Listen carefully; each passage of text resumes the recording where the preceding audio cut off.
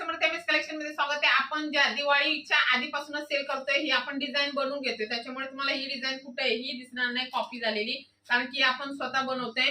आणि ही डिझाइन आपण एक नंबर लॉन्च केली, कंटिन्यू आपल्याला जांभळ्या कलरचा स्टॉक लागतोय, तर आता परत रिस्टॉक झालेला आहे। दर आठवड्याला तुम्हाला मी सांगते कमीत कमी 2 ते 3 वेळा रिस्टॉक होतो, बनवायला वेळ लागतो।